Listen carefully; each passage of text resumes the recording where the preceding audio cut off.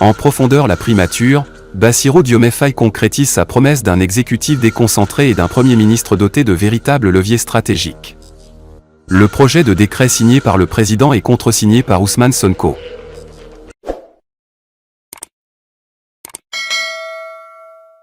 La superviseure générale a annoncé la tenue prochaine d'une réunion interne de tous les leaders dès la finalisation de la liste des membres, pour discuter et finaliser les documents de structuration et le plan d'action de la coalition. Le groupe. Les limites de l'architecture existante, jugées trop fragiles pour soutenir les nouvelles exigences de coordination et d'exécution. La primature s'affranchit désormais d'un simple rôle de coordination pour devenir un centre stratégique professionnel. Lors d'une séance devant les députés, le Premier ministre Ousmane Sonko est revenu sur les interrogations concernant le financement de l'État et les contributions fiscales. Le financement de l'État ne sort pas de la poche du président Bassirou, ni de celle des proches du Premier ministre, a-t-il affirmé, précisant que les ressources publiques proviennent des contributions intérieures, essentiellement via l'impôt.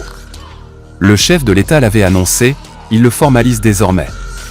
En réorganisant, redéfinit l'architecture du centre de gravité gouvernemental, dans une logique assumée de partage du pouvoir et d'efficacité institutionnelle. Cette nouvelle architecture repose sur une philosophie de gouvernance qui se traduit aujourd'hui en texte.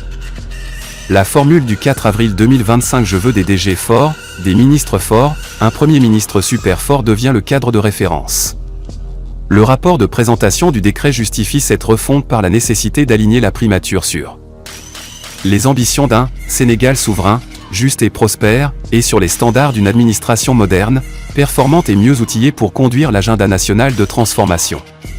Le texte souligne également l'importance de corriger.